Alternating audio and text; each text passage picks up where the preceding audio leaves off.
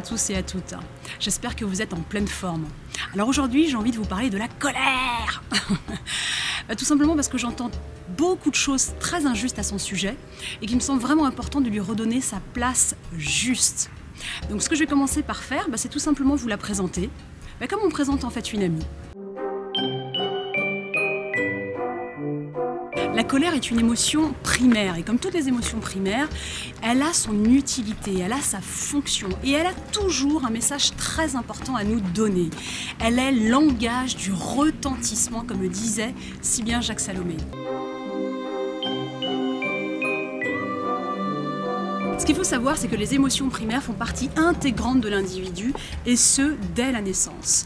Elles sont là essentiellement pour nous indiquer l'état de bien-être intérieur et ressentir éventuellement le degré de dysfonctionnement, si dysfonctionnement il y a. Comme toutes les émotions, la colère est reliée à un besoin fondamental, celui de la nécessité d'un changement immédiat. Et c'est très important ce que je suis en train de vous dire, parce que si vous comprenez que derrière chaque émotion se cache un besoin à satisfaire, alors vous aurez réglé déjà une bonne partie du problème. À quel moment débarque la colère? Eh bien justement, lorsque l'on ressent de la contrariété, de la frustration, de l'injustice, le cerveau qui perçoit immédiatement cette information va commander au corps une surproduction de cortisol et de dopamine, entre autres, pour nous alerter d'un danger immédiat. Alors, une sorte de réaction un peu primitive, non plus pour échapper à un prédateur comme pouvaient le faire nos ancêtres, mais plutôt pour nous alerter d'un désaccord à régler avec l'autre. Oui, on est rarement en colère contre soi-même, et si ça arrivait, effectivement on se bouscule un petit peu et hop, on y retourne. Et si l'on rentre un peu plus dans le physiologique, toujours pour mieux comprendre ce qu'est la colère, on va s'apercevoir que le corps, ainsi alerté d'un danger potentiel, va irriguer beaucoup plus fortement la tête, les bras, les jambes. C'est comme ça qu'on devient tout rouge, le rythme cardiaque va s'accélérer, la mâchoire va se crisper, les muscles vont se contracter. Et du fait de l'afflux sanguin beaucoup plus important au niveau de la gorge, on va se mettre à crier, à hurler. Maintenant, ce qu'il faut faire, c'est faire le distinguo entre l'émotion colère à l'état pur, donc c'est tout le processus que je viens de vous décrire et son lien avec son besoin fondamental, et le choix que je vais faire de la façon dont je vais parler de mon émotion colère. On est bien d'accord que ce sont là deux sujets très différents. Donc je vous demande ça parce que finalement, c'est quand même cet amalgame que j'entends très souvent et qui nous fait croire que la colère, elle est nécessairement violence, que la colère est nécessairement agressivité, qu'elle est rage, qu'elle est haine, qu'elle est impulsivité. Mais là, on n'est plus dans la colère, on est dans la communication de la colère. Et c'est très important de garder toujours ça en tête parce que c'est ce qui va nous permettre finalement de ne pas jeter notre colère sur l'autre. Parce que si d'un côté, oui, on a le droit d'être en colère, d'un autre côté, bien évidemment, non, on n'a absolument pas le droit de la balancer et de la jeter sur l'autre. Oui, la colère est une émotion saine.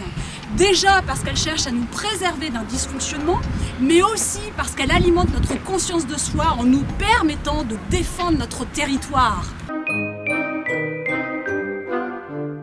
Et c'est bien parce que dès le plus jeune âge, enfant, on entend très souvent dire « la colère est une émotion mauvaise, tu ne dois pas être en colère », que l'enfant finit par se couper de ses émotions. Il ne sait même plus, arrivé à l'âge adulte, être en contact avec lui-même. Il ne sait même plus, la plupart du temps, exprimer ses ressentis d'une façon saine. D'où les déviances de la colère. Il en existe 4. Il y a d'abord la colère étouffée. Ce sont ces personnes qui ne s'autorisent pas à être en colère, ils ne le sont jamais. Et d'ailleurs, la plupart du temps, ce sont des personnes qui ne savent même pas se défendre. Puis il y a la colère rétro-réfléchie. Ce sont ces personnes qui ne s'autorisent pas à être en colère contre les autres et qui la renvoient sur eux-mêmes. Il y a la colère défléchie. Ce sont ces personnes qui du coup dévient leur colère de leur but premier et qui trouvent des exutoires. Et puis, il y a la colère hypertrophiée. Ce sont ces personnes qui sont très souvent en colère, avec des colères disproportionnées. D'ailleurs, pour cela, il y a des études qui ont été faites.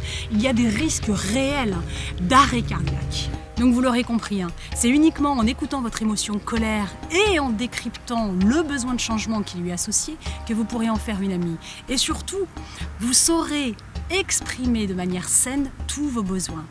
C'est un apprentissage bénéfique qui ne peut vous faire que grandir de l'intérieur. Et même si vous n'avez pas eu ces codes enfant, c'est pas grave. Il est jamais trop tard pour apprendre.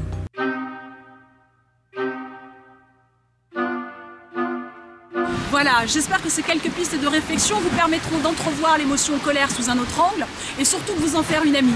Alors si vous avez aimé la vidéo, surtout likez un maximum, partagez-la à l'infini et retrouvez-moi sur mon site internet moniarekik.com. Je vous dis à très bientôt, portez-vous bien et merci infiniment.